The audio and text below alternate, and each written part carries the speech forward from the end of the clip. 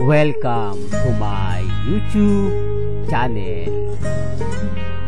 Kung bago ka lang sa channel na to at true-blooded Aldab Nation ka, tama po ang channel na pinuntahan mo.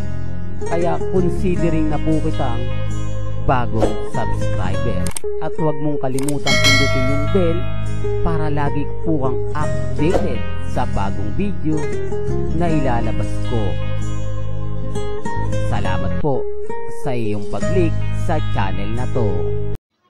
Welcome back mga kaaldab. Ito na naman po ang inyong lingkod, si Mr. Destiny. At syempre magbibigay na naman tayo ng pinakamagandang update po ngayon sa social media. Ito yung pinaka-latest na mga kaganapan po sa Instagram, sa Twitter at sa Facebook. Marami po kasi ngayon nagre-react at nagko-komento po mga kaaldab against sa Aldab Nation. Sinasabi nilang wala pa rin po daw katotohanan yung mga kumakalat. Tapos may issue na naman nga po na si Bossing at si Alden lang ang may pelikula at si Mengay ay hindi nga po kasama. Okay lang mga kaaldab, hayaan lang po natin sila sa mga paniniwala po nila. Respetuhin na lang po natin. Di po ba alam naman natin na hindi naman po talaga sila magpapatinag. Hindi naman po talaga sila magpapatalo. Di po ba? Kaya nga po yung iba nagugulat na lang kapag nakakuha tayo ng mga impormasyon na pumapabor po para po sa fandom. Lahat po kasi ng mga post ni Alden Richards, mga kumbaga ginagawa niya, lahat naman po hindi pumapabor sa fandom. Di po ba? Real talk mga kaaldab. Kaya nga sabi ko sa inyo, may mga bagay-bagay nga po na mahirap nga po talagang ipaliwanag. Mahirap nga po talagang magkomento, lalo na po pag hindi nyo talaga alam ang buong istorya at buong senaryo. Kaya po kita nyo naman po si Mr. Destiny. Kahit alam naman natin na si Mengay at si Mama Ten, sina Baby Teo at Playmate, sila naman po talaga magkakasama. At nasaan nga po ba sina Angel at si April? Di po ba mga post nila sa Instagram, wala man lang pong update. Sobrang katahimikan nga po ang nangyayari. Nakakagulat, nakakabigla na hindi natin ine-expect na ganyan po ka busy. Di po ba?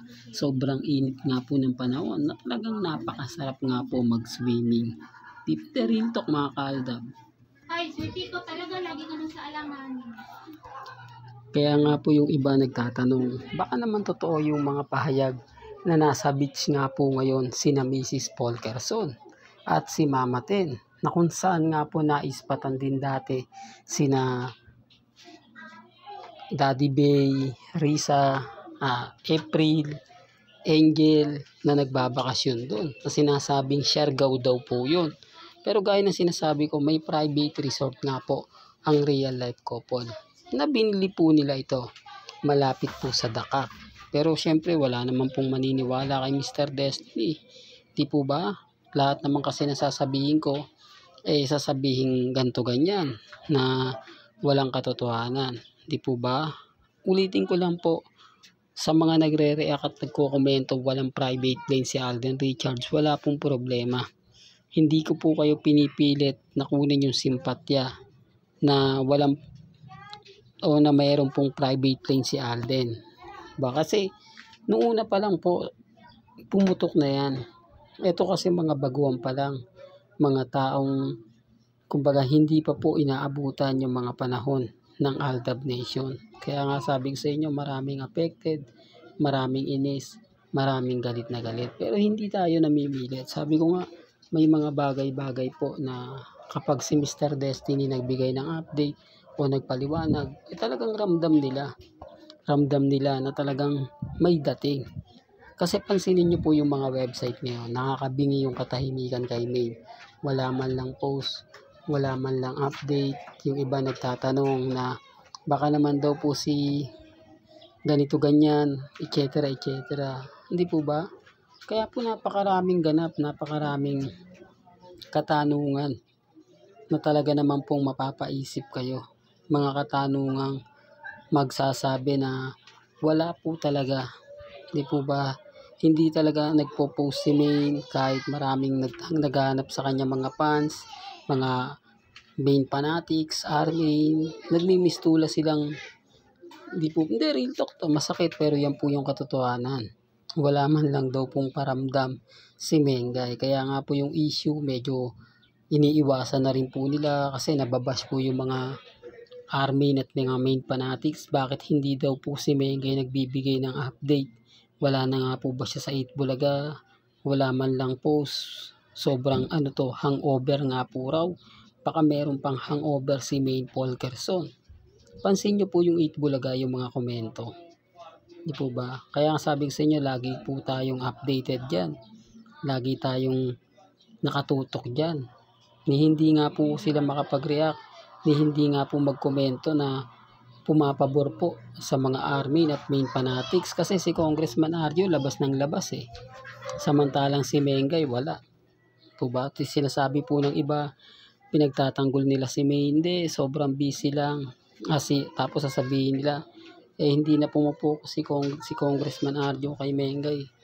Dahil nga po, alam nyo na, mga kaaldab. Kaya sabi ko sa inyo, yung pelikula po nila Bossing at sabihin na natin ni Alden Richards, hindi raw kasama si Mengay. Okay lang po yun. Huwag po kayong pa-stress. Huwag po kayong magpa-apekto. Wala naman pong mawawala, di po ba? Sabihin man po nila na si Mengay ay hindi kasama. At least masaya tayo na pag-uusapan. Ibig sabihin, totoo na po yung mga kumakalat ngayon. Yung kumakalat na talagang papabor. Lalo na po para po sa fandom ng Aldab Nation. Sa dami ng mga bitter ngayon, sa mga daming nagre-react ngayon, mapapaisip naman po talaga sila.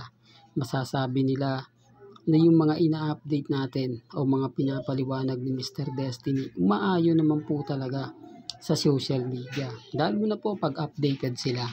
Gaya po ni Alden ngayon.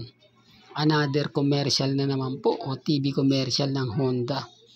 Kung mapapansin nyo, ilang endorsement nga po ba ng Honda dati? Natatandaan ko pa yan si Coco Martin. Po ba? Pero hindi ganito kainit yung pagtanggap sa kanya. Hindi ganun kabalasik. Pero dito kita nyo naman po. Ganito po katindi o respeto ang binigay kay Alden Richards. Nakakatuwa naman po, di po ba? Na talagang malaki ang suporta o malaki ang tiwala nila para kay Alden Richards. Kasi sabi ko nga po sa inyo, maani po ng napakaraming blessing si Alden Richards. Taliwas sa mga kumakalat na nilililang lang daw niya yung mga fans, lalo na po yung mga cut din, ginamit lang daw po ni Alden para kumita, para magkapera, tapos yung fandom ng Aldab Nation. Kaya nga sabi ko sa kanila, kung ganyan po ginagawa ni Richard Paul Carson, sa tingin niyo po ba, tatamasa po ba siya ng blessing? Yung blessing na nakukuha niya, ibibigay po kaya sa kanya kung napakaraming tao ang nalilinlang niya? Di po ba? Milyon yun. Mga kaaldab, hindi lang po daan yung mga naniniwala po sa kanya at sumusuporta. Sinasabi ko lang po ito mga kaaldab para lang po malinaw. Lalo na po sa mga taong bitter na bitter po sa channel ni Mr. Destiny. Kaya nga sabi ko sa inyo, relax lang po kayo. Maging updated lang. Di po ba? Malay nyo, bukas sa makalawa, tayo naman po ngayon ng pinag-uusapan. Hindi po malabong mangyari yan. Sabi ko nga po sa inyo, relax lang po kayo. Kampante lang po. Dahil hindi naman po tayo basta-basta magpapatinag at never po tayo magpapa-apekto. Lalo na po ngayon, ramdam na ramdam natin ang presensya ng Aldab Nation. Sa kabila po ng napakaraming issue, sa kabila po ng maraming pang-iinsulto, hindi tayo natitinag. Di po ba? Well, hanggang dito na lang po ang ating latest updates. Kaya kung gusto nyo pa po ng pinaka-latest at sariwang update, abay tumutok lang po kayo dito po sa channel ni Mr. Destiny para updated po kayo sa mga bago at sa mga latest na i-upload po natin maya-maya lang. Kaya kung bago ka lang sa channel na to at isa kang true-blooded Aldab Nation na nagmamahal kina Mengay at Isoy, tama po ang channel na pinuntahan mo, kaya consider na po kitang bagong subscriber. At huwag mong kalimutang i-share ang mga video po natin sa mga mami, sa mga titas at sa mga senyor. Hanggang sa muli, salamat po sa panonood at pakikinig.